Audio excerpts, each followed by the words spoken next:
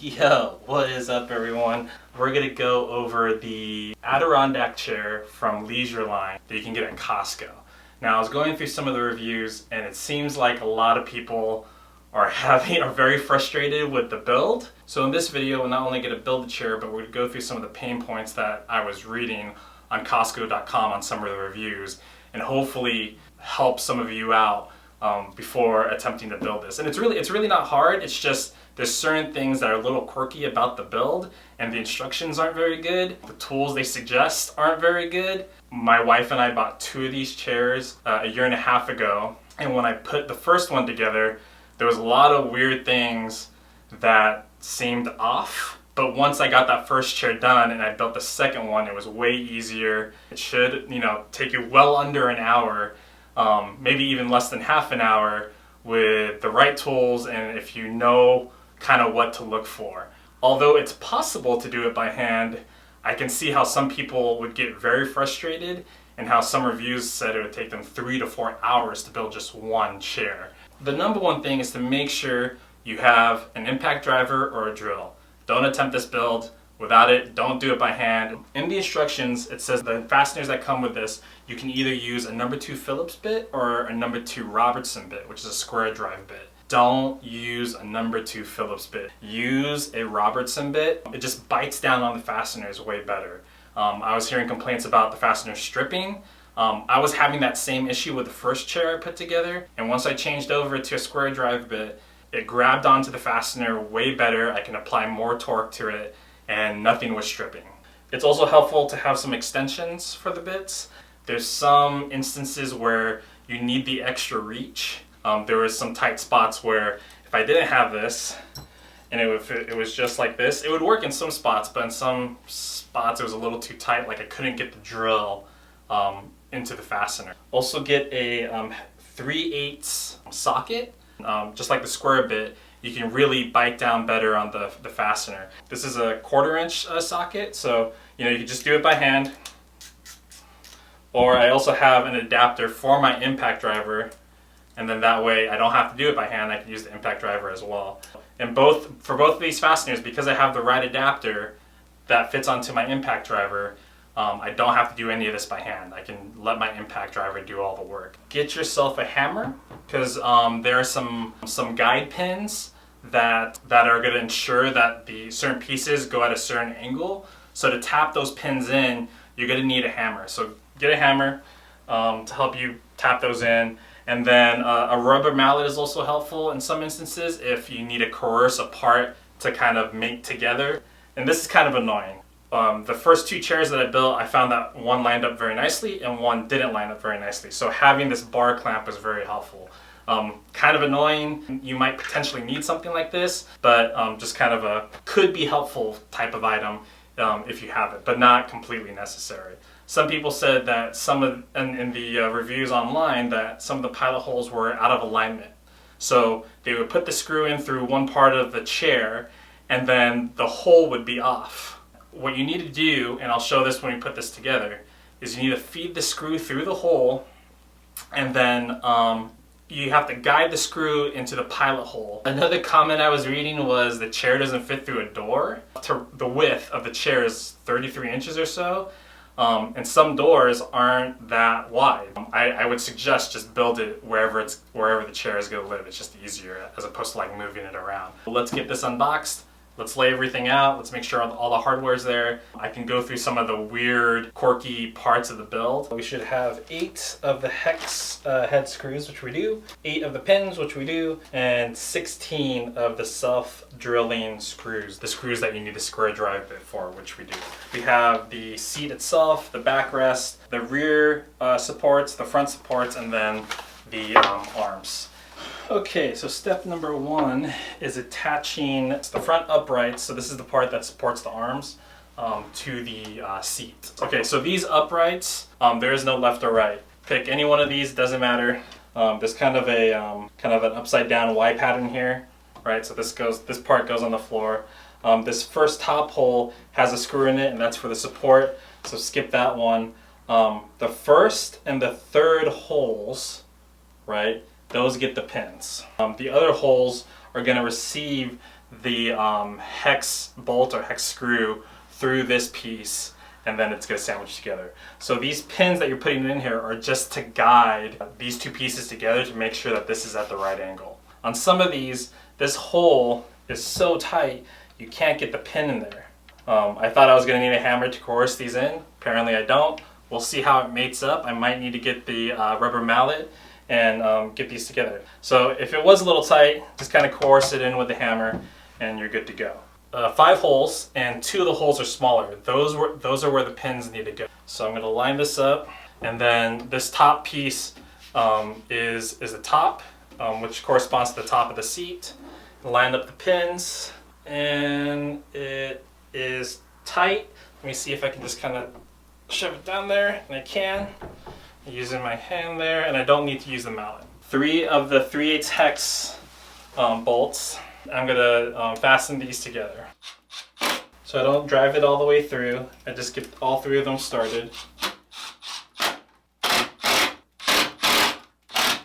The only thing you have to worry about with the impact driver, you can easily over torque these and strip the plastic. So just as soon as the head makes contact with that plastic at the base, you're good to go. You can start with the impact driver and then finish it off by hand. So take the socket, put it on a ratchet.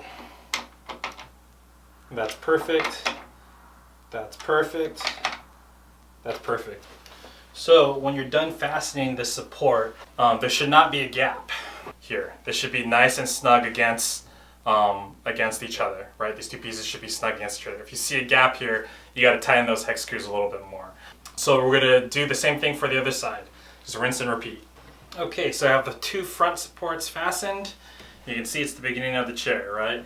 Step number 2, according to the instructions, is attaching the rear supports. Now there is a left and right to these rear supports. First you want to find top and bottom. So the top is going to be where these kind of outriggers are. So you want these outriggers facing up. So you'll see with these pieces that there is like kind of this slant, it's pointed. You want the point facing forward to the front of the chair. Once you've established that, you know that this is the right, if I'm sitting in the chair, this is the right side and this is the left side. There are 2 holes at the bottom here. The countersunk hole is for the large hex screw, and then the smaller one is for the guide pin. Put the guide pin here, right? Don't put it on this piece. You'll notice that for the hex screw, it doesn't go all the way through. There's no hole there. So once you have this pin in here, and since there's no way to see the screw because it's not there, it's not drilled all the way through, go ahead and just get this started. So then now you have the point of the hex screw pointing out through the material. Now, once you feed this hole to the guide pin, you can use that point to find the top hole. I'm gonna throw this in here, line up the bottom hole with the guide pin, and then once it's kind of seated in there, I'm gonna use the tip of that hex screw to find that top hole. And I'm wiggling it left and right until it seats into that top hole. Right, so now I know that everything is lined up here. I can drive this through. And now, just like these uprights, there's no gap here, and I know this is perfectly in alignment. So what you don't want to do, leave the screw like this, where it's not pierced through, because when you put the guide pin in here, and you might have the guide pin in the right hole here, but without this pierced through, there's no way to know that you're perfectly in alignment with the pilot hole on the seat itself. Okay, so that's kind of like something that wouldn't be in the instructions and I had to figure out. Step number 3, at least according to the instructions, is to attach the backrest to the chair here.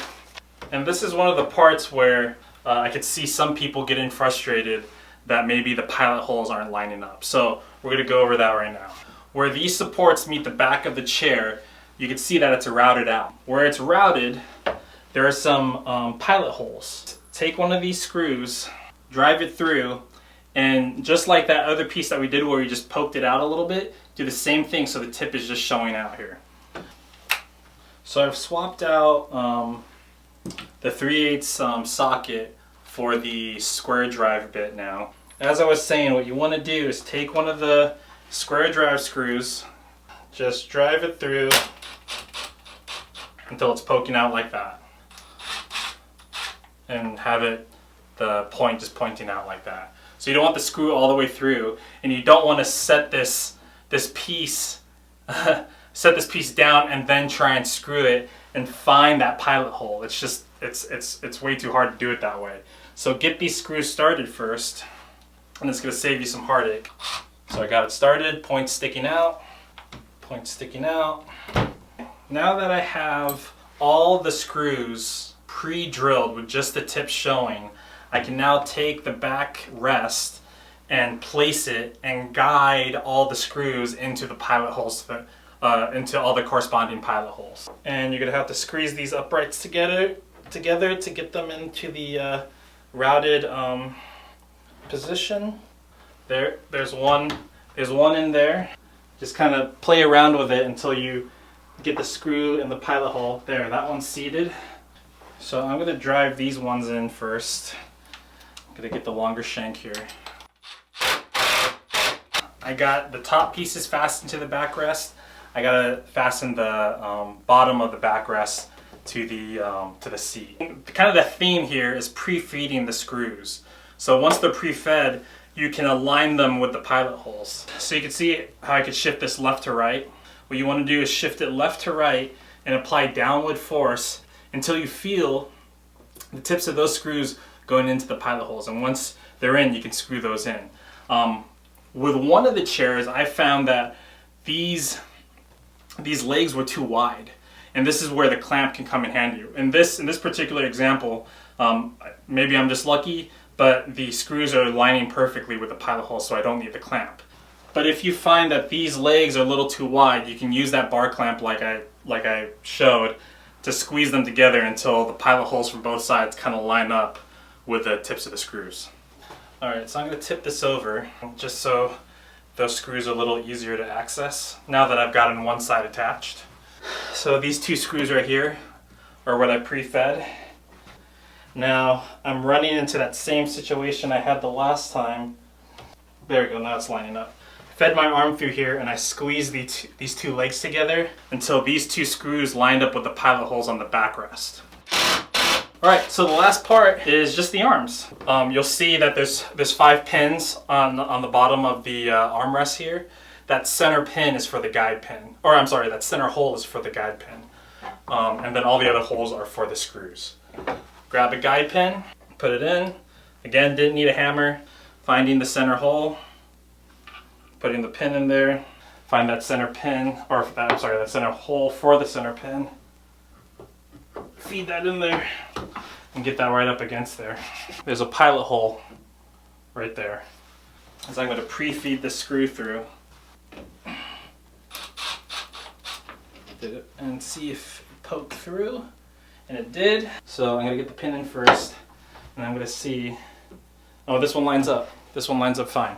But there's situations, on the first chair I built, I believe, that pilot hole didn't line up with that screw at all. Instead of drilling another pilot hole, when you thread the screw in, come in at an angle. You either have to angle that screw up or angle that screw down to find that pilot hole.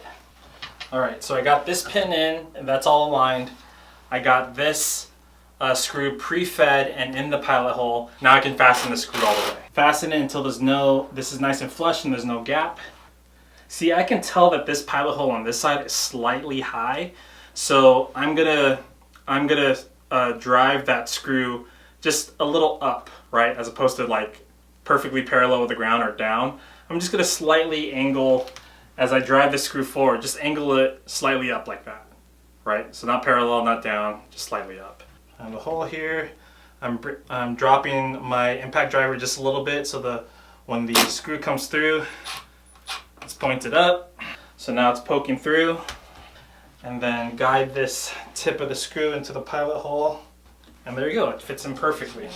This is one of the situations where on the first chair I didn't realize, I just thought the screw had to be parallel with the ground and it was going to find that pilot hole, and it didn't. It just ate through the plastic.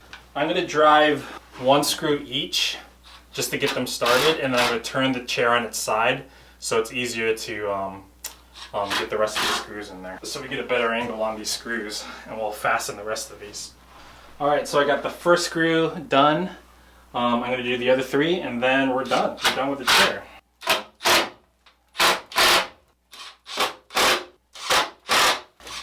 And we are done.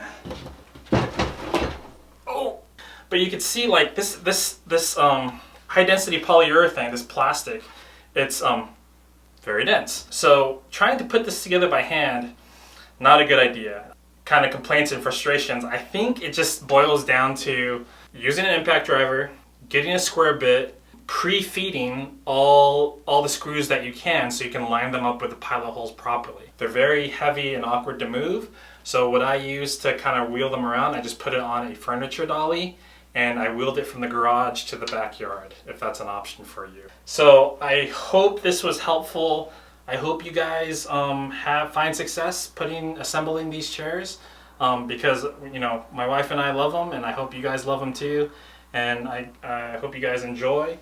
There you go. Hope that was helpful, guys. Okay. Now I gotta figure out how to get this downstairs. This is so stupid. Oh my, I feel the table flexing. Oh, this was stupid. Why did I do this? Oh God, oh no. Oh no, it's flexing. Oh no.